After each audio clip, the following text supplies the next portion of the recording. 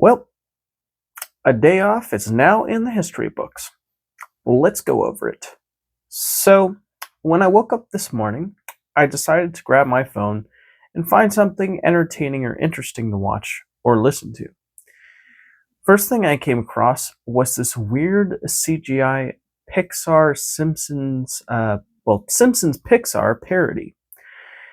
It was a clip from one of the episodes of The Simpsons, looked to be one from like the early 2000s, and basically it was like Toy Story, but instead of toys, it was condiments, which was a interesting approach to the formula, I suppose. Makes you wonder why no one. Well, I guess someone has attempted that story now, and that's that Seth Rogen movie, Sausage Party. I guess it proved why it wasn't such a great idea after all. Go figure. Then, after that, I remember there was this random video recommended to me. It was like called Technology is Gay. That's what it was called.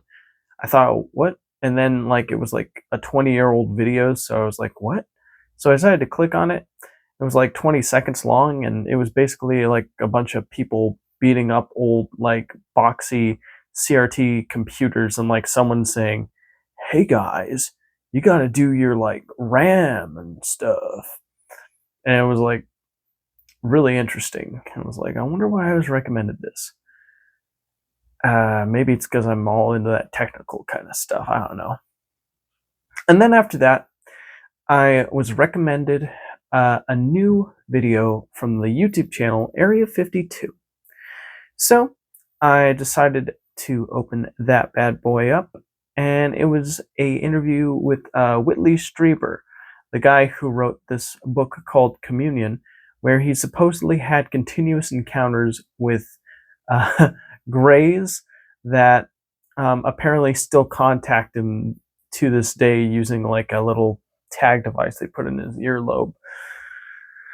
I don't know about this Whitley Strieber guy. He just sounds like he's always like trying to tell tall tales or make every single word he says sound like extremely important or like meaningful, but in sort of an overly theatrical kind of like, I'm trying to sell you what I'm saying kind of way, instead of just, I don't know. I feel like most genuine people would just say what they're feeling without sounding grandiose, like a science fiction writer.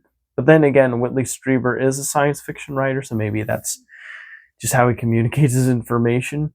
But I don't know. I feel like the whole ET thing started to get back in on the rise around like the late 2010s with the Nimitz like UFO video, and then a bunch of UFO podcasts started popping up everywhere, and then he probably saw that and was like, ka-ching, time to cash in on this event. Let's go, baby. And yeah, that's kind of the vibe I get. I mean, I'd like to think like, no, there's some interesting stuff, but overall, most of what was said in the podcast wasn't really, I don't know, it just, I don't even remember what was. It just was. It was like a bunch of word fluff, like a bunch of "this is gonna be the most important thing we ever decide as a species." Well, it's like, okay, but where's like evidence? Where's facts? Where's like specifics? Because anyone can say grandiose statements. Like I could say a grandiose statement about why I didn't do my homework back like when I was in middle school or high school or whatever. But at the end of the day, the homework wasn't done, and I didn't get a grade on my assignment, which makes my grade point average go down because I was inactive on my responsibilities. So yeah, but that's basically just a way of saying like, okay, you can say as much "trust me, bro" and things that sound interesting and exciting in the moment, but if there's nothing physical or like hard evidence, then it's hard to take you seriously. Sorry. But anyways, I was making as I was listening to that podcast, I was making these waffles. I was pouring those. These waffles are actually, the batter was pre-made by my mom. She was at work at this time, so I just made the batter and popped it on a plate. There was some butter left over, so I put the butter on the waffle, put some syrup on the waffle, ate that while listening to this silly podcast. And then our family friend came back. I greeted her. She greeted me. And then she said she got these tacos and asked if I wanted some of the meat from them. I said, sure. She said to heat up a tortilla. So I dug around the fridge for a tortilla, found one, heated a corn tortilla specifically up on the stove, popped it on a plate, and then our family friend put some meat on that bad boy, and then some hot sauce, and we were ready. We were wired for sound, and and there was some Fresco cheese that our family friend let me put on there too. And yeah, the meat on this taco was out of this world. It was absolutely incredible, like really tender, really juicy, really flavorful. Just everything you'd want from a great taco. I asked where our family friend got it, and she said she got this location. I don't remember the name of it though, but if I want to know where to get good tacos, I'll just ask our family friend, and he'll give me a good direction. So yeah, we're just hanging out, chatting. I made another half waffle, and as I was doing that, my mom called on my phone, and I was talking with her. She said she was on her way back, and then I let our family friend know about that.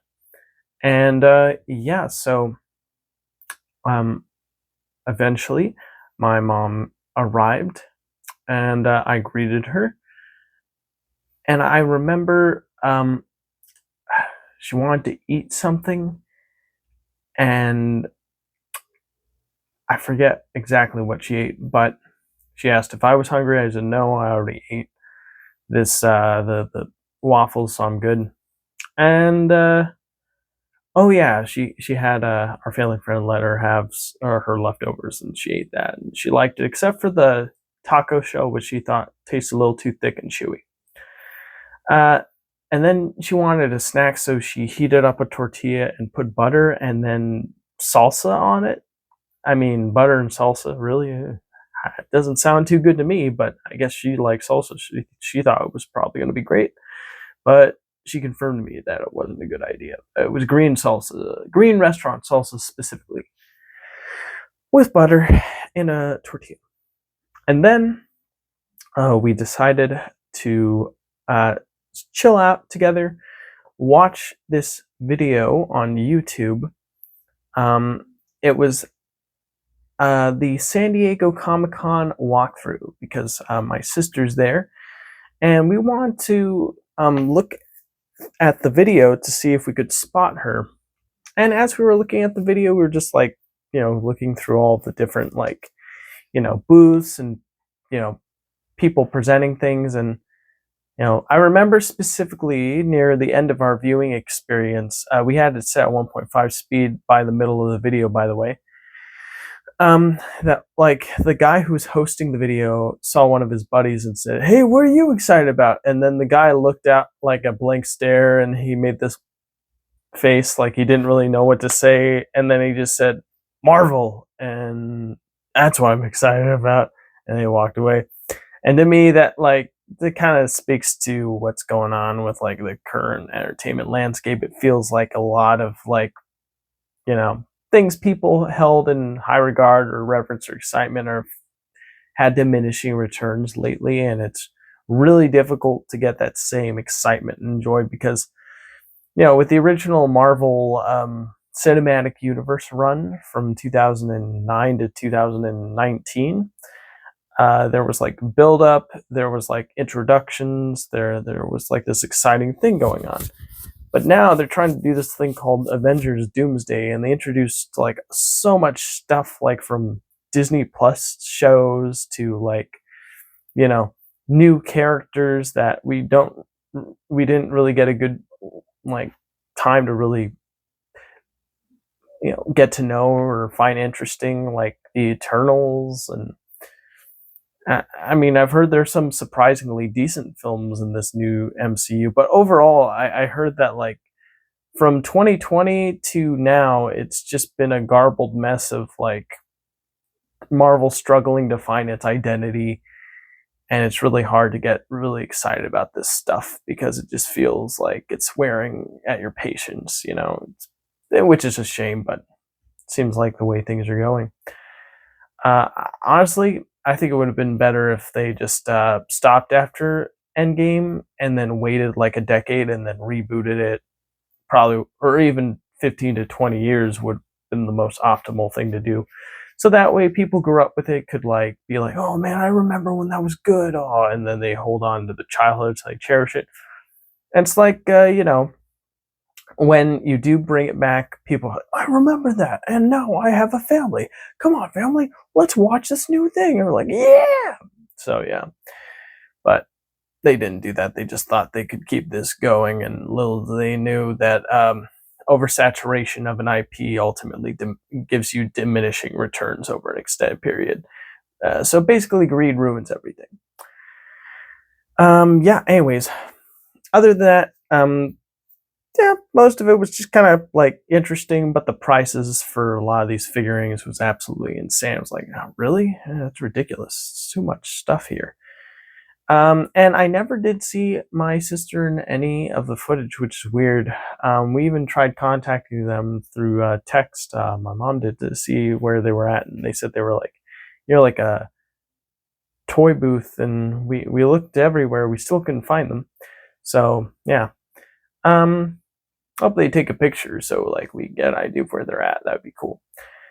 All right. Well, anywho, after that, I remember I told my mom and family friend that I was planning on going to my middle sister's apartment to look after a cat for a little while, and they said all right. So I made sure to use the restroom so I wouldn't have to worry about using it on the trip.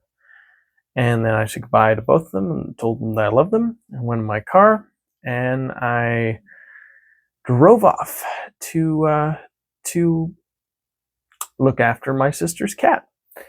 As I was driving off, I was listening to a video from the YouTube channel Preston Dennett, where the guy who makes those videos basically makes these videos on his channel, talks about like alien abduction cases. And he talked about this one abduction case, and like I was listening to that. It was just one big one. All I remember was he thought that the tallest gray he experienced on his trip was called the Big Guy, and I think he said like his wife was also abducted, and he went through a bout of hypnosis, and he said that they felt more like family than his family or something. It's really interesting. Sadly, the guy is now dead. I think he died like sometime in 2009. So this was like a report of an older abduction case, but it was interesting nonetheless, I would say.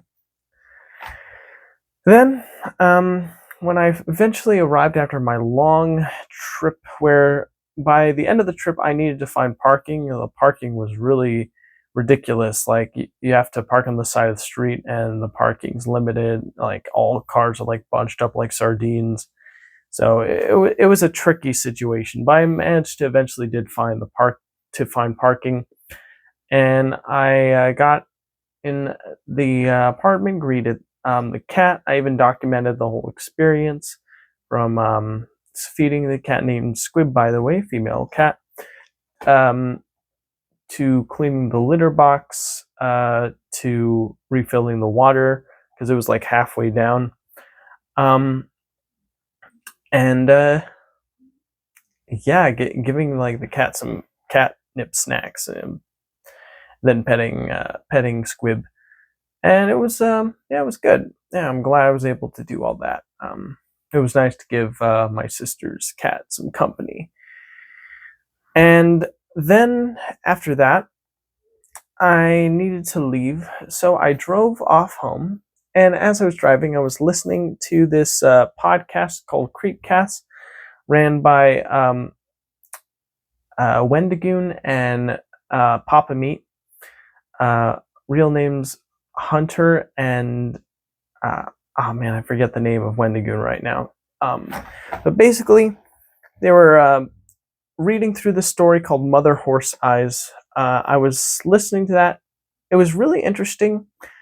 It was like talking about MK Ultra and like experiments being done on people using psychoactive chemicals, and then like fleshy like buildings like made of like flesh and like you know portals that like open up and like cut like whales in half.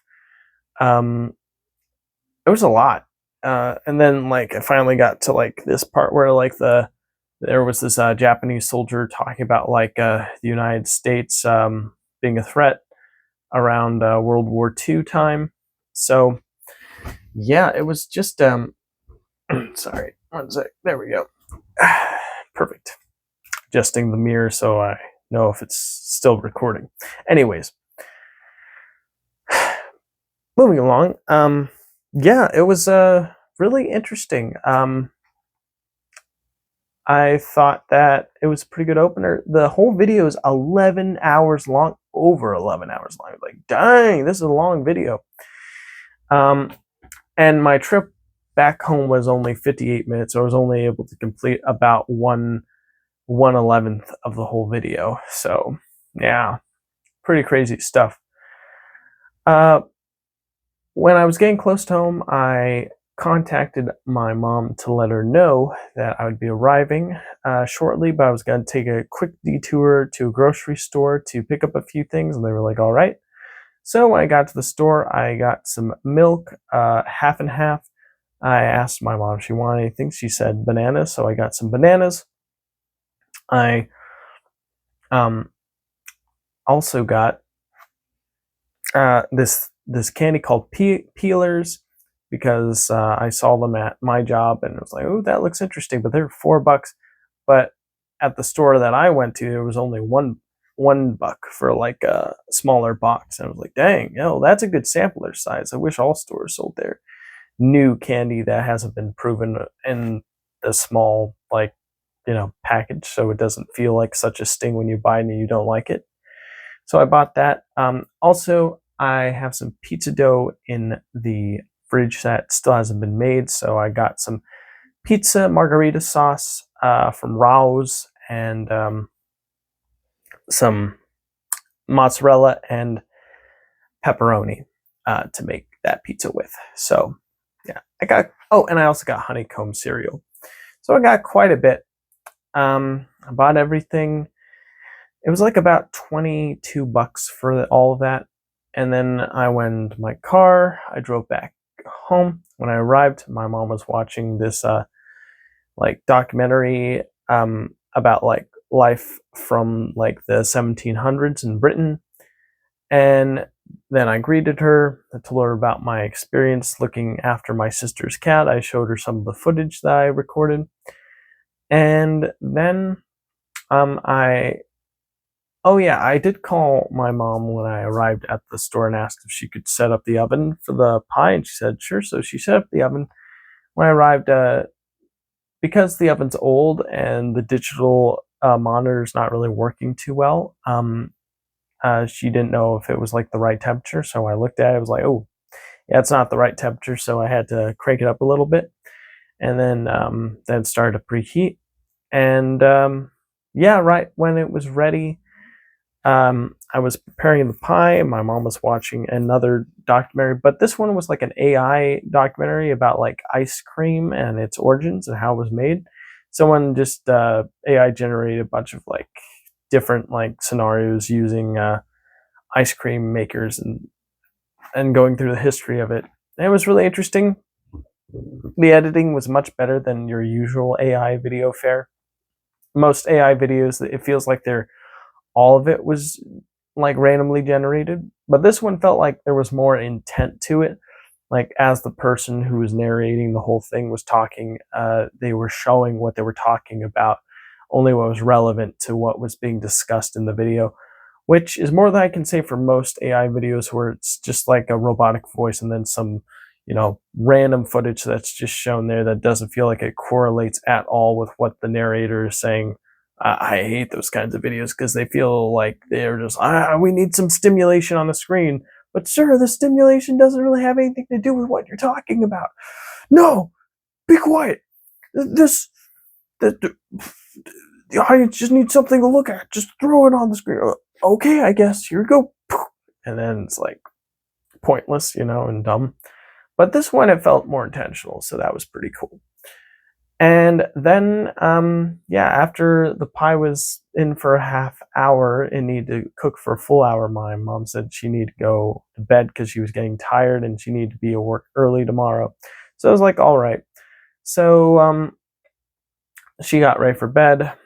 And when the pie was ready, I cut myself a slice with 3 scoops of ice cream.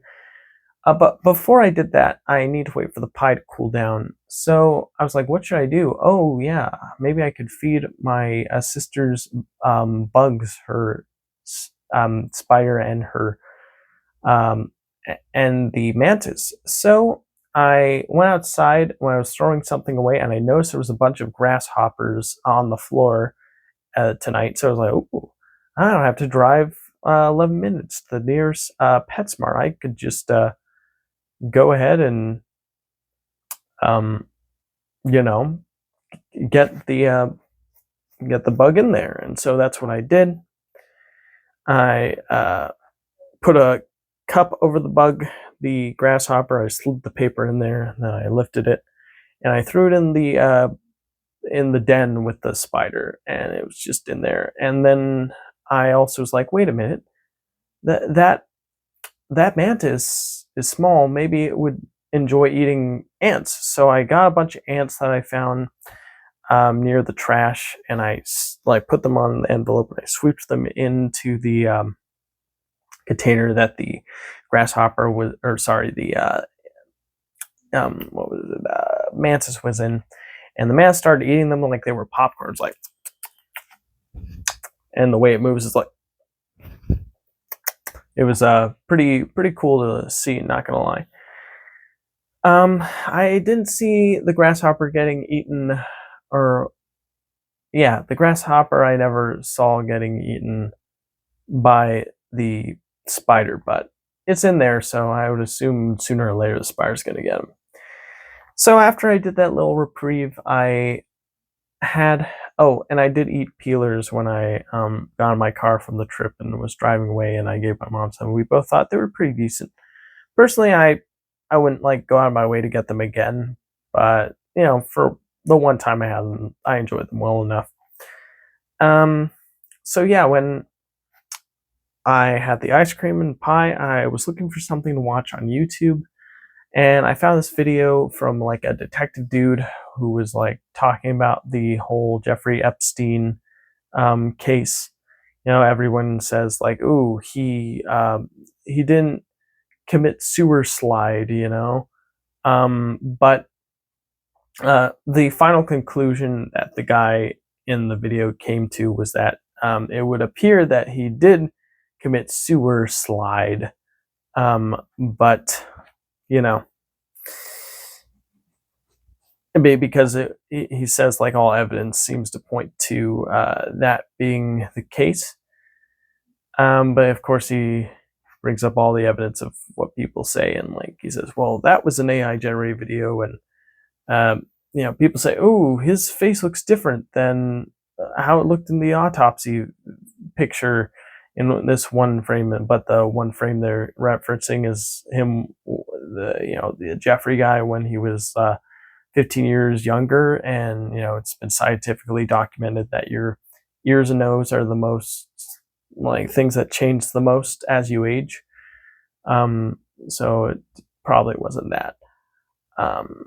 So yeah, and then there was like, ooh, no, the Jeffrey guy's in Israel, but then he's got bodyguards. But then you look at the picture as proof, and it's just like an AI generated picture, and then you're like, what about this picture of this guy who looks like the Epstein fellow? And really, it's just a guy who calls himself Palm Beach Pete, who decided to take the fact that people mistake him for that horrific billionaire as like a way of essentially being like a online like phenomenon that is kind of enjoying the attention, which is interesting. um, so yeah, and he did bring up a lot of interesting points. It all started with like this 4chan thread at the time of the guy's Epstein's death. So, and then it kind of built up from there. It was an interesting watch. So yeah, I would recommend it, but I think it was from a YouTube channel called Mr. Brew, I think. Yeah. And then after that, I decided to watch. I watched my, pie and ice cream bowl. It was pretty good. I also had a little coffee to go with it, and it was the cranberry brulee coffee. And then I decided to. I got the Finding Nemo 4K Ultra HD Blu-ray in the mail today, finally. So I decided to take that. It was really interesting when I opened it. Like it looked like there was a little chip off of the case, that you used to open it. So I was like, oh, that's weird. And then when I open it and I look at the bottom of the disc, it's like there's what looks to be like, I can only describe as sort of a weird, like warpy looking smudge on like a part of the disc. I'm not sure what that was. Um, there was 3 discs. There was the original Blu-ray release, then there was the Blu-ray special features, and then there was the 4K Ultra HD Blu-ray. I decided to put in the special features to watch like one of the making of scenes, and they made. And I forgot how amazing the music is to this movie. It's a truly incredible soundtrack, fantastic music. It's just beautiful. I love that. I love Finding Nemo. It's a great movie. And then I watched the special feature of it was called Making Nemo, and it was basically just a quick featurette of like the studio leads talking about how they were working on the movie and like how they used nature as a primary driver for like figuring out how to approach like character animation in the movie. And then they showed weird bouts of like the artists at Pixar having a funny, silly, goofy time working there, like putting on like like costumes and makeup and growing beards and stuff. It was a really human experience, like, and it was neat to see that. It made the actual film itself feel more human, oddly enough, which is really cool. Which I know at the end of the day, it was all human, made by humans, but it just makes it feel more human, I guess is a way of putting it. And then I realized after the whole featurette was done that it was getting late, but I decided to watch my last video I uploaded just to see like how it turned out. I was like, well, it was good, except for there was a bit of blurriness by the middle of the video that kind of went away as it went along. But yeah, that basically happened because my camera ran out of data and I needed to delete my previous videos I recorded so I can have more data to record my future videos. So that was a bit of a I guess thing to work out, but I'm glad I did. And I was like, oh, that's pretty decent. And then after that, I was like, oh, well, it's time for bed. So I took my vitamins, and my mom got up and decided to take some vitamins with me. And then I said goodnight to her, and I love her. And then I brushed my teeth, and then I decided to record this. And that's pretty much my day off. I did ask Claude's Fable 5 about like top 10 things to do to have a more productive life. And it did say like you should ultimately prioritize sleep, exercise, water, whole foods, and choose one strong, long block of deep focus work for a project that you're working on, so that way you'll feel like you're getting full satisfaction and the most out of your day, you know. So yeah, I thought that was pretty interesting. And then I recorded this video. So that's pretty much it. I'm gonna publish this bad boy and then I'm gonna go to bed. Thanks for tuning in, and I'll see you next time. Bye, everybody.